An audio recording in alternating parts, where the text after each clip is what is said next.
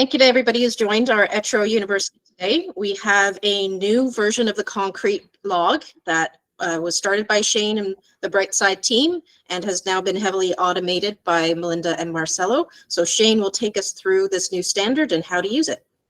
Over to you, Shane. Hey guys, afternoon. Thanks for joining today. And we're going to take a look at the new concrete log today. Briefly, so everyone knows, I'm Shane O'Connor, project manager over at the Brightside project. Been with ETRO since October of 2021, so just 2 years now. We're going to cover quick few topics first, the importance of the concrete log, the old concrete log and why the change now, the new log and the roles and responsibilities, and ultimately how does it work. So the importance of the log. So overall, a concrete log provides a snapshot of where the project currently stands at any point in time with regards to volume left to pour, cost to date, and ultimately concrete overages. It provides vital feedback and data to both the estimating and pre-construction departments that can ultimately be used in future projects. You know, did we budget enough for admixtures on this project? If not, why didn't we? And ultimately, it allows for continual improvement and accuracy for our concrete estimates for projects. The concrete log allows for the project team to identify problematic areas. Are we over ordering our concrete? Do we have too much waste? Are we over budget? Did a certain slab preparation company not do a job with grading and we've got low spots, so we're pouring more concrete? Why do we have so much volume returned to the plant? Why are we paying so much overtime to our supplier? The old log and why the change. So this is an image of the log that we started off with on the Brightside project, and we will not be using that log any further on new projects. So I believe Maplewood is the first project that is going to use this concrete log.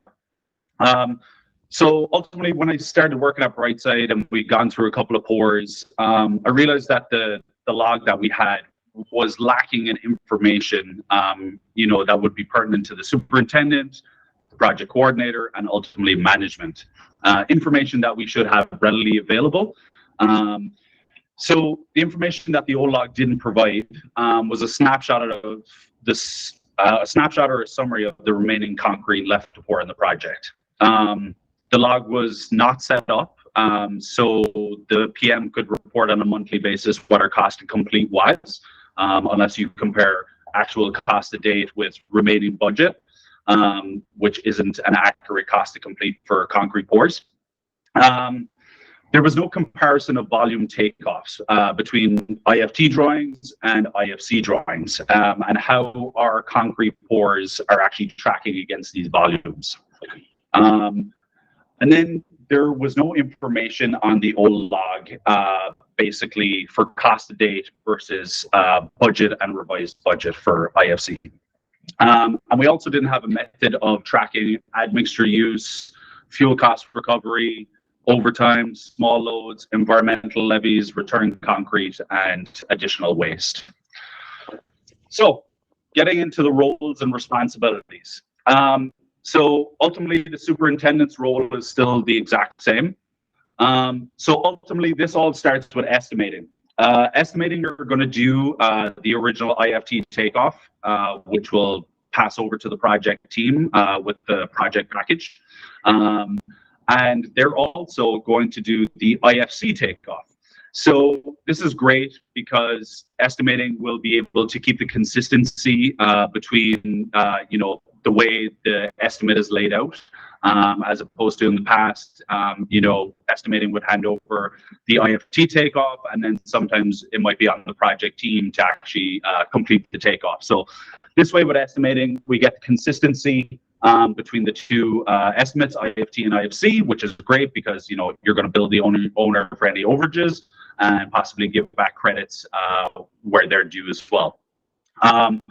So the IT department, initially when we started off this process, there's a lot of automation that's involved in this log to make things easier for input. So the IT department, once a team mobilizes to site, Marcelo and Melinda will execute the concrete log pertinent to that project. You can't, just so everyone's aware, you cannot simply just go into the drive and copy this concrete log for use on your project. None of the automation will actually carry over. So that's just something for everyone to be aware of. So then it comes to the project team. So I'll get into the logistics of this in a second. I'll pull up the log and show you guys, but just to give you guys a brief summary. The PM will take the data from the IFT takeoff and complete the concrete log summary, which is all of the different elements and what those, what the volumes, corresponding volumes on the project are for those elements. Once a PO is issued to Ocean or supplier, the unit rates can then be filled out in the log. And once the concrete mixes have been reviewed and approved by the consultants, the mix designs will actually be input into the log by the PM. And then when the superintendent goes into the log, you will just have a drop-down menu of which mixes to select or which concrete elements are being poured on that day. So as I said, the super will continue to input the data as per the previous log. It's encouraged that this is done on the day of the pour or the morning following. Just to keep any sort of comments that are, required fresh in the super's heads, whether, we did end up returning 2 meters or, there was an issue with a truck or anything that would be highlighted to the PM or the PC. The project coordinator, they'll be responsible for entering the supplier invoice information. So once the invoice was received a week or two later by accounting, the PC will enter this data into the the supplier invoice information tab. Now I'm going to get into the log itself and show you guys exactly how this all works. Okay, guys, so this is the main concrete log summary page. As you can see, it looks very different to the previous log. It's a lot of numbers, but I assure you that this is all relevant and it's really going to add some value to your project. And it's going to be a tool that we can utilize on every project where we're pouring concrete. And it's got a lot of really good information in here. So as I said earlier, once IT issues this, the PM is going to come in here and complete this list, which will correspond with the IFT or IFC takeoff that comes from estimating. And basically, there is a automated button here that you just click. It runs a script, and then you can select any elements you want, and then you just add that into the log. And you can select which level that might be pertinent. So there's drop-down menus for everything. The PM will enter the IFT takeoff volume. And as I said earlier, the IFC takeoff volume when that is complete. So now you've got a direct comparison and easy to show anybody, hey, with strip footings, we increased from 62 cubic meters to 215 cubic meters. Once your unit rates are confirmed, the PM will insert them in this area as well. And ultimately, when you have your volume and you have your unit prices input, this is going to spit out basically what your committed allowance per line item or per element is for the project. This column here is an automated column, which ties into the supplier invoice tab, which basically calculates your actual cost to date. So as you guys can see here, we ended up spending, we had an allowance of 4,700 for a crane pad, but it ended up costing us 10,640, which basically gave us a project variance of nearly $6,000. So we pretty much lost $6,000 on pouring our crane pad here is what this is telling us. So on the lower half of the concrete log, we've got this little table here, which has basically got our price increase, environmental levy, fuel cost recovery. So these volumes or data will also carry over from the IFT or IFC takeoff. So what we're saying here is, for instance, for price increase, January 2023, we think that we're going to pour potentially, or we've made an allowance of 500 cubic meters at the 5% increase because we're only going to pour 500 meters past January 2023. Our total volume for the project was 2,444 meters. It obviously increased to 2,769 after our IFC takeoff. So ultimately, that's what you're seeing down here is the volumes that the environmental levy is applied to, and ultimately this shoots out your committed allowance in this column over here as well for environmental levies. So obviously estimating will allow above and beyond what your total cubic meterage is. And then this basically covers everything: Saturday concrete, small loads, admixtures, overtime concrete, returned concrete, and PST. As we all know, we operate in a world where everything is GST extra and PST is included in everything. So this is another method that we can just track those costs. So the PM will largely complete, will ultimately complete this tab of the concrete log summary. And then we will move over to the pour report data entry. So this is by the superintendent. And as I said earlier, nothing has really changed here other than everything is a lot more automated. So just to go through the process, if we had a pour today on November 15th, we will enter our the time of the pour. It was 9 a.m. Now, ultimately, what you guys should see happen is that it's automatically going to spit out the weather and the temperature for today. We'll just select P4. Patchy rain possible and 5 degrees. I think that's a pretty accurate weather forecast for today. So you'll enter your grid lines, and then you will have this drop-down menu where you can select whatever concrete element that you were pouring that day. And then, as I mentioned earlier, the PM, once we get the mix designs approved, will enter basically, these are what you're seeing right now are literally every single mix that has been used on a project to date. But this will change and can be edited per project so that you only have a list of 10, 15 mixes that you plan to use on the project.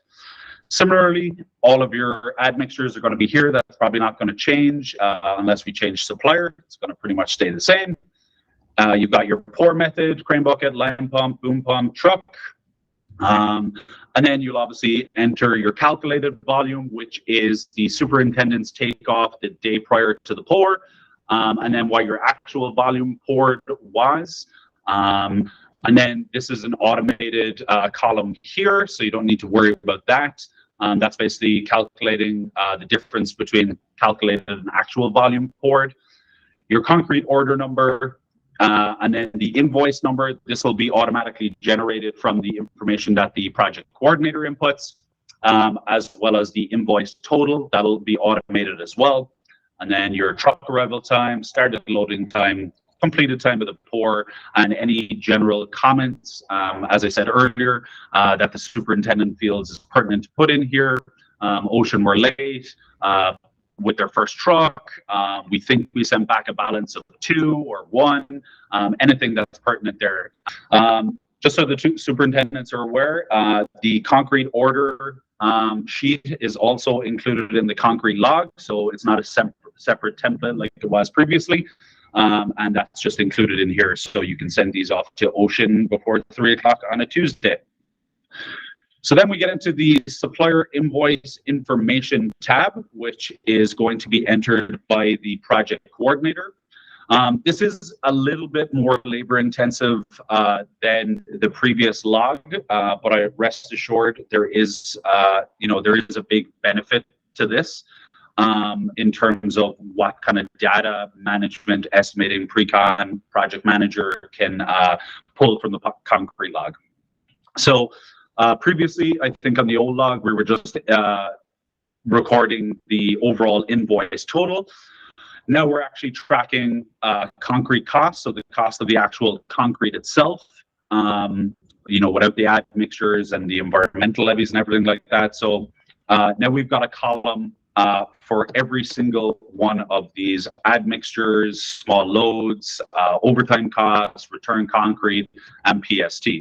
And then obviously you'll put in your invoice number and your invoice total. So that's a very quick high-level overview. I know there's probably going to be a lot of questions from project teams.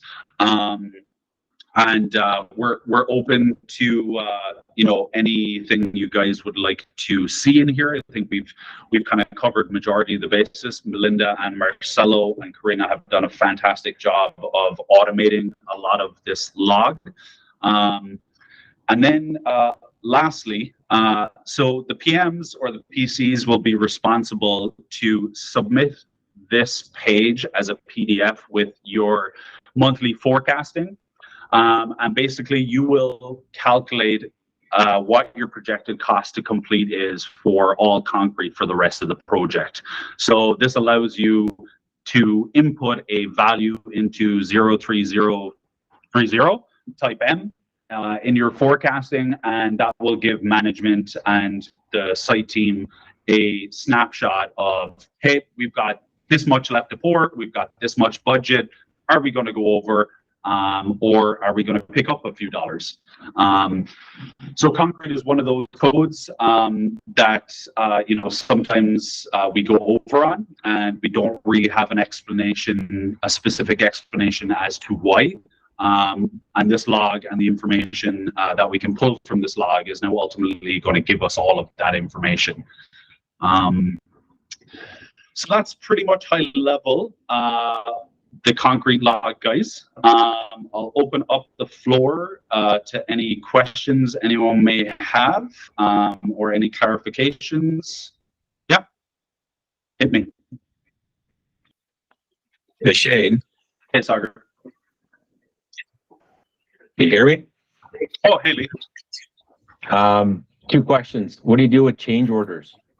Like when you get a change order from a client, how can you input it? Are you doing it a manual enter, or is there going to be another sheet for that? So, Lee, I'd kind of leave that up to the PM. I don't think we've kind of talked about that internally. I mean, I don't foresee, unless you're doing a large concrete project like you are, in that if it's a 5-meter change, that's going to be, roughly what, $1,000 or something like that. It might be more beneficial to actually leave that money from the client within the PCI itself and not actually enter it in the log.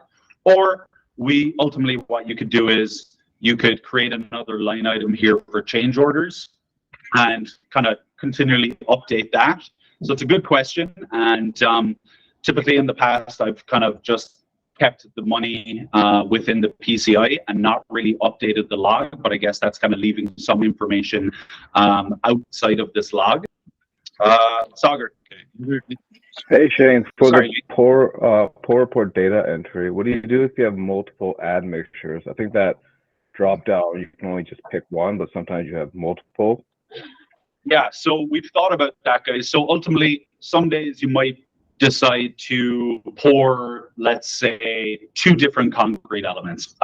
If that is the case, what you will do is in the supplier invoice information, you will basically split up that pour into 2 different or split up that invoice into 2 different pours. So you will have pour 1 as the columns at XYZ price, and then you'll have the blinding, 2 meters. So you will ultimately split that up. Does that answer your question? Yeah, that makes sense. Just also looking at it from an estimating view, like when they're doing admixtures, if we end up being over budget on something, this template kind of just groups all the admixtures in one column. But what if they wanted to know, hey, we were short on that specific one? Maybe when we go back to estimating for those members, we should, have this allowance, or that member always has this additive, or this certain thing's always getting a slump upgrade, stuff like that. I could talk back to estimating a little bit. Basically, on this tab, you would like to see additional columns, 1 column kind of per admixture type. Yeah, and honestly, it might end up making it like very extensive. Like the way I have it, I have a bunch of columns, so maybe a lot of PMs or PCs don't want to do it. I just thought about it more for like estimators. Like when you talk to them afterwards, you can be like, hey, that specific additive, we should have allowed more. Yeah, that kind of stuff. I agree with you. It would probably get a bit labor intensive if we were breaking out, you know, every single column, and this tab would get a little bit overwhelming. I think it would be imperative for the supers to be inputting, or you know, supers, PMs, PCs to ultimately be entering kind of some comments with regards to certain elements that we're pouring, and you know, certain admixtures that we're using above and beyond what our budget might be for those particular elements. So yeah, that's a good takeaway, and we'll certainly kind of discuss that in between ourselves and see if there's something that we can kind of do to provide more information and feedback to estimating. Vin? Hey Shane, thanks for the great presentation. I think it's definitely lots of value added on using this logs. Just want to maybe like an idea for improvement as well, is because this we're actively dealing with this on our job, is to track some sort of truck spacing, like the spacing time between trucks, because for large concrete pour, apply has been very slow, and that results in a lot of extra costs from the formwork contractor, and they're billing us. So I think we may be able, I think we maybe can utilize like a column, say average spacing, truck spacing on that day. Let's say we order 40 cubes in an hour, but they come at only 18 or 19. And now you have like a $10,000 bill, $6,000 bill from the formwork.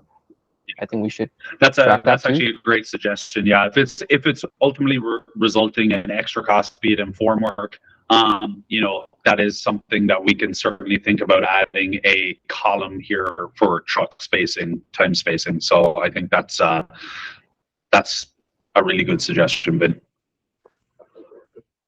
Thank you. Okay. Lee? Yeah, just one quick question on changes and whatnot. So on your summary log here, you got your IFC takeoff. So your committed allowance is based on the IFC volume. Correct. And that's based on a change from the client, or should you not be? Absolutely. Okay. So there's little notes under each column as well that kind of give a little bit of direction here for everyone to kind of follow along. And then there's also an instructions page on this tab as well. Yeah. Okay, guys, if there's no more questions, I think that's it.